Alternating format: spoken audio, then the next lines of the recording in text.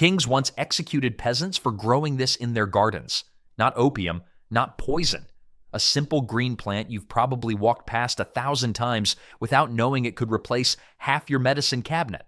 Why would medieval rulers fear a vegetable? There's a plant so tough it grows through concrete, so nutritious it puts spinach to shame, and so valuable that medieval kings literally made it illegal for peasants to touch it. You've probably sprayed it with weed killer last weekend. The dandelion, that yellow pest destroying your lawn's aesthetic. Royalty once guarded it like gold. Noble families cultivated dandelions in their private palace gardens, while peasants caught picking them on noble lands faced actual punishment. Not because dandelions were rare, because they worked. Here's what gets me. Every single part of this plant is edible. The roots, roast them, grind them up, and you've got a coffee substitute that got Europeans through wars and famines. The leaves make a salad that's legitimately more nutritious than what you'd buy at the grocery store. The flowers? Ferment those into wine. Your grandparents probably made it, and the nutrition numbers are honestly ridiculous. More vitamin A than carrots, more iron than spinach. Per serving, this isn't some exotic superfood shipped from the Amazon. It's the thing your homeowners association sends angry letters about. The best part? You don't need to plant dandelions. You couldn't stop them if you tried. They grow in all 50 states, every Canadian province, sidewalk cracks, abandoned lots, that strip of grass between the sidewalk and street nobody maintains. Just stop poisoning your lawn for a few weeks. They'll show up uninvited, like that neighbor who always knows when you're grilling. Medieval herbalists prescribed dandelion tea for liver problems. Doctors back then got a lot of things wrong. Bloodletting, drilling holes in skulls, the whole bad air causes disease thing. But this one, modern studies actually back it up.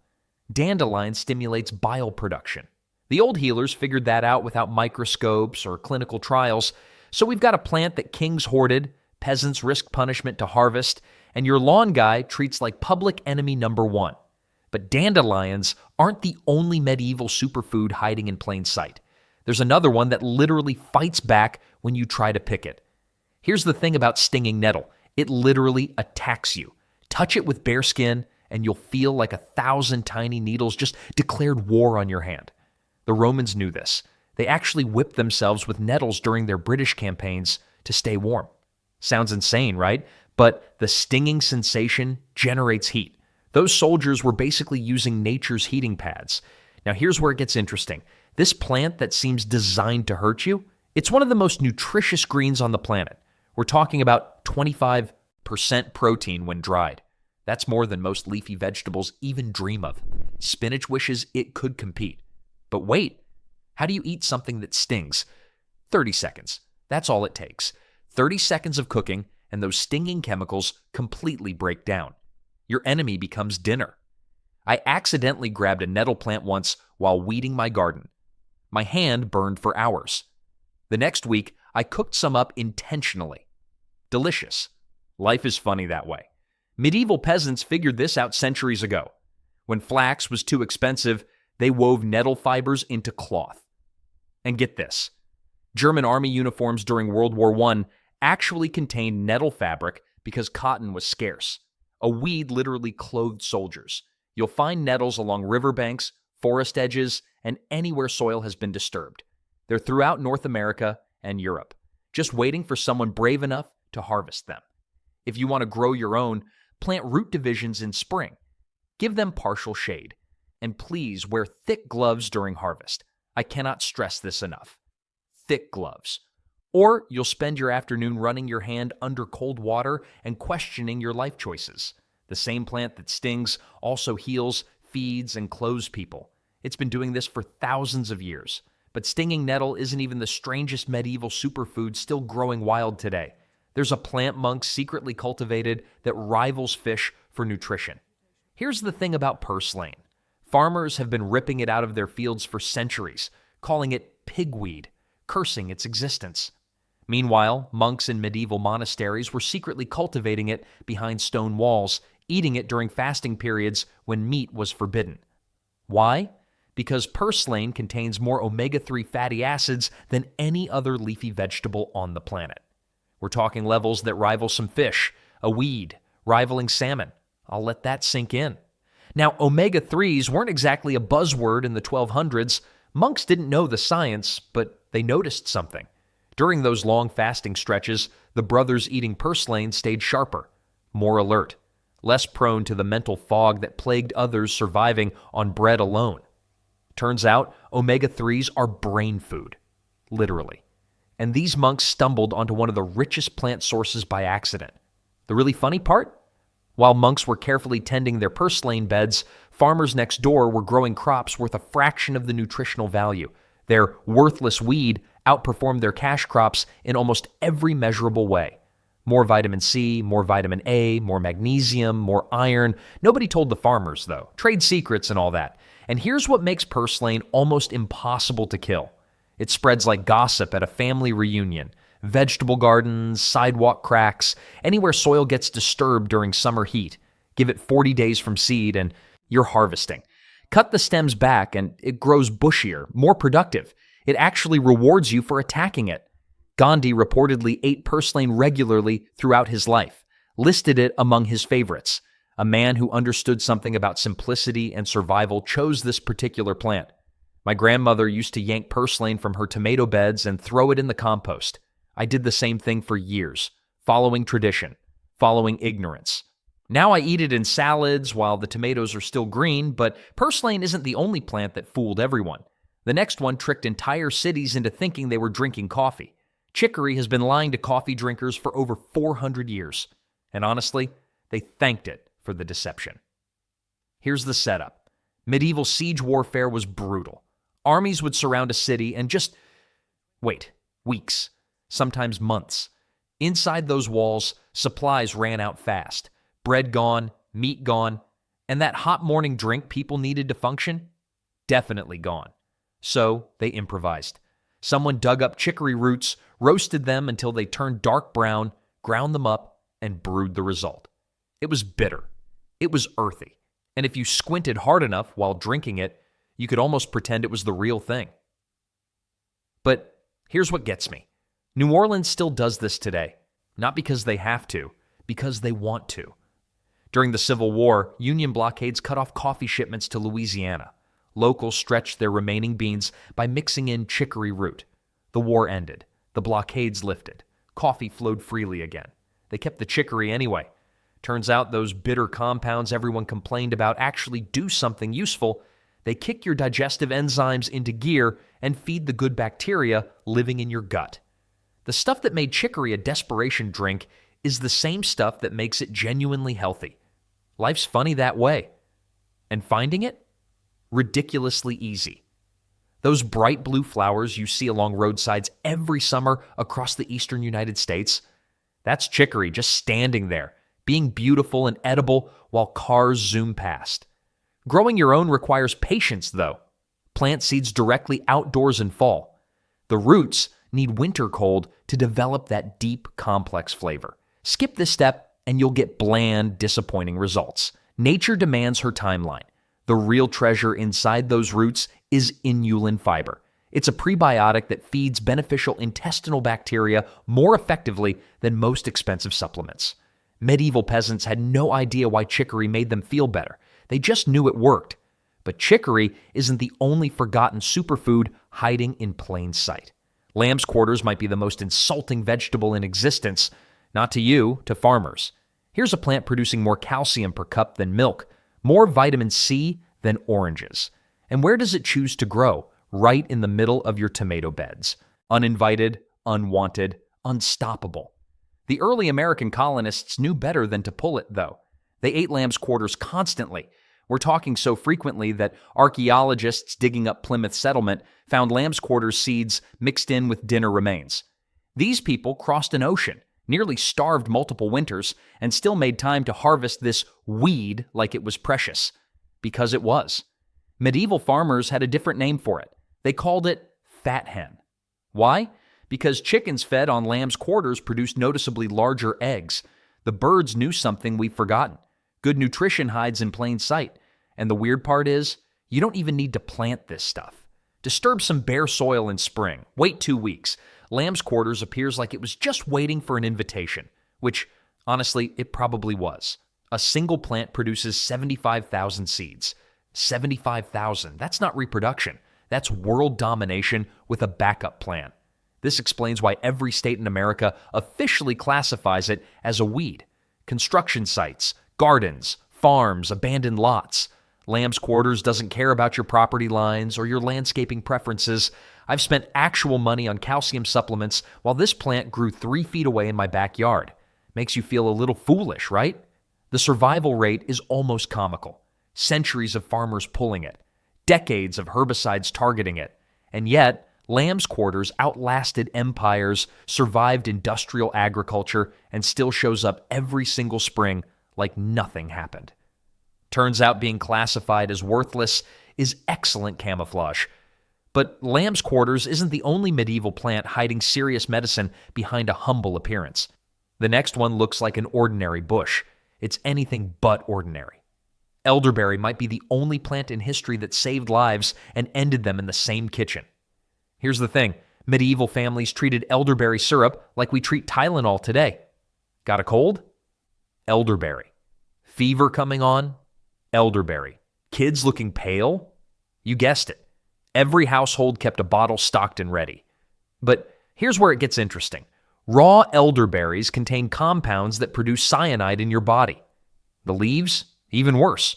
So medieval cooks had to know exactly what they were doing. Cook the berries properly and you've got medicine. Skip that step and you've got a very bad day. I actually made this mistake once. Thought I'd be clever and eat a few raw berries straight from the bush. Spent the next few hours regretting that decision in ways I won't describe at dinner.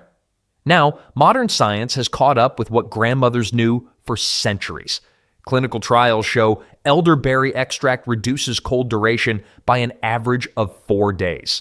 4 days. That's not folk wisdom talking. That's peer-reviewed research. And get this. During the 1995 Panama flu outbreak, elderberry extract was one of the few treatments showing measurable results. Doctors were genuinely surprised. The grandmothers were not. Finding elderberry in the wild is almost too easy. Walk along any fence row in temperate North America. Check stream banks. Look at woodland edges. Those clusters of dark purple berries growing everywhere. That's your medicine chest just waiting. Want to grow your own? Plant bare root cuttings in early spring. By year 3, you'll have more berries than you can possibly use. My neighbor planted 2 bushes 5 years ago. Now she supplies half the street with syrup every fall. The bushes grow fast, produce reliably, and ask for almost nothing in return. But elderberry isn't the only plant that doctors actually prescribed as medicine. There's another one that Hippocrates himself considered so essential, he built his entire hospital around accessing it fresh. Hippocrates, the father of medicine himself, chose the location for his first hospital based entirely on one factor. Not the views, not the neighborhood. He picked a spot near a stream because watercress grew there. That's right.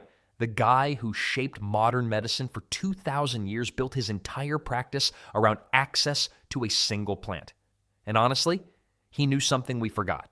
British sailors figured this out too, though they had no clue why it worked.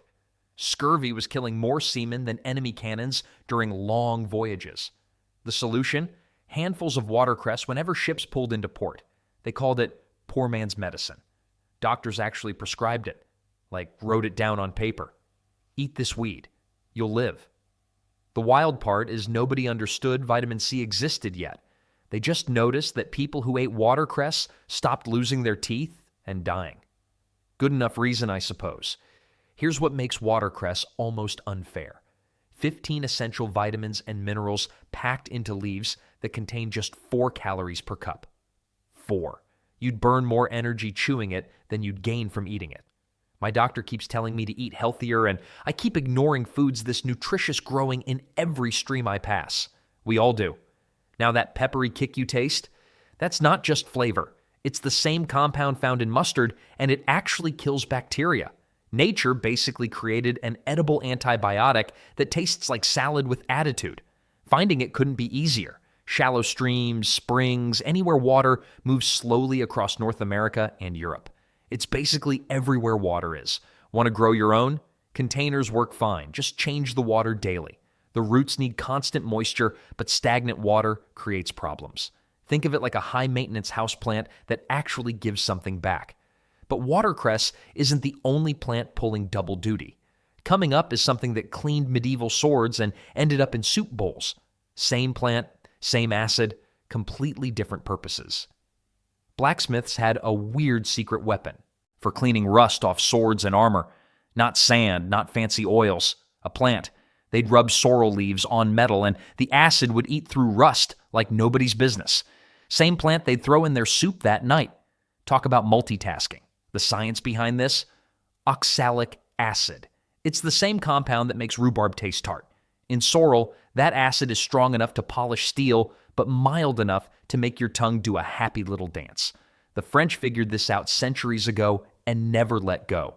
Walk into a traditional French restaurant today, order the spring soup, and you're eating basically the same recipe medieval peasants slurped down. Some things just work. Now here's what makes sorrel interesting for us modern folks. It's everywhere.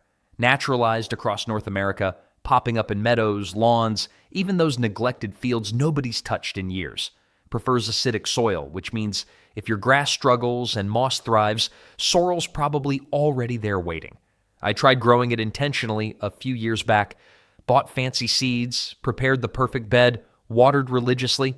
Meanwhile, the wild sorrel in my side yard was thriving on pure neglect. Lesson learned. Best part about sorrel? It's perennial. Plant it once and it returns stronger every spring. Just divide those clumps every 3 years to keep them vigorous. Otherwise, they get crowded and cranky, like relatives at Thanksgiving. But here's the catch nobody tells you. That same oxalic acid that cleaned medieval armor? It's not so friendly to the kidneys. People prone to kidney stones should go easy on sorrel. The acid that polishes metal can contribute to calcium oxalate crystals forming in your body. Not ideal. So enjoy it, but maybe don't eat it at every meal. Speaking of plants that come with warnings, the next one has a name that sounds like royalty, but actually comes from German folklore about a helpful household elf. Named after a helpful household spirit from Germanic folklore, not any actual King Henry. Disappointed? So was I. Turns out good King Henry was a friendly elf who supposedly helped around the house. The Germans called him Guter Heinrich. When English speakers got hold of the name, they assumed it must be royalty. Nope, just an elf. But here's what makes this plant genuinely special. Most vegetables give you one thing. Tomatoes give you fruit, lettuce gives you leaves, carrots give you roots. Good King Henry, it looked at that arrangement and said, why pick just one? The leaves taste like spinach. Actually, better than spinach if you ask me. The young shoots can be harvested and cooked exactly like asparagus, and those tiny seeds, grind them into flour. 3 completely different crops from one plant throughout the growing season. Medieval farmers weren't stupid. They recognized a bargain when they saw one. This was cottage garden royalty for centuries. Every village had it growing somewhere. So common that early American colonists packed seeds alongside their beans and wheat. They were convinced good King Henry would become a staple of the New World. Well, that didn't happen. The problem? Patience, or rather, the complete lack of it in colonial America.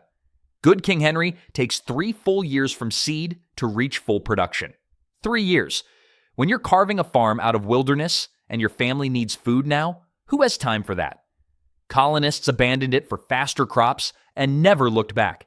Today, it's practically forgotten.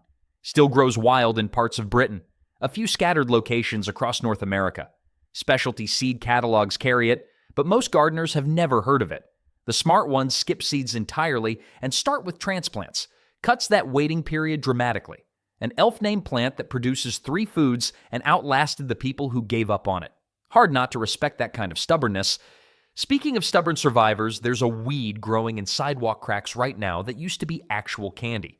Here's something that'll make you feel cheated. That fluffy marshmallow you roast over campfires? Complete fraud. The original marshmallow was actual medicine made from an actual plant, and it worked. Mallow root contains this thick, gooey substance called mucilage. When medieval doctors whipped it with sugar and egg whites, they created a soothing paste for sore throats and coughs. Not candy, medicine. The modern version? Corn syrup, gelatin, and 0 plant material whatsoever. We kept the name but ditched everything useful. But here's what's wild. The mallow plant itself grows everywhere. I mean, everywhere. Check your sidewalk cracks. Look along fence lines. That round-leafed weed you've been ignoring? Probably mallow. It's been quietly thriving while we buy synthetic versions of what it freely provides. Medieval doctors weren't messing around with this plant either. Sore throat? Mallow tea. Upset stomach? Mallow tea. Skin irritation? Mallow poultice. That mucilage coats irritated tissues like a natural bandage. Slippery, protective, genuinely helpful. And during World War II, when food got scarce across Europe, guess what people started eating again? Mallow leaves. Straight back to medieval survival food within one generation of crisis. Their grandparents would have laughed. Took you long enough to remember. Growing it requires almost negative effort. Plant seeds in spring. Ignore them. Mallow actually prefers poor soil and drought conditions. It's like that friend who thrives on neglect. Water it too much and it gets confused. Two main types show up in North America. Common mallow handles dry conditions like a champion. Marshmallow mallow, yes, that's basically its name, prefers wetter spots near streams. The leaves taste mild, slightly nutty. The flowers work in salads. The roots make that medicinal mucilage. One plant, 3 uses, 0 maintenance required. We transformed genuine herbal medicine into sugar bombs and forgot the source entirely. Now let's bring this full circle and talk about why these 10 plants matter more today than they did in medieval times.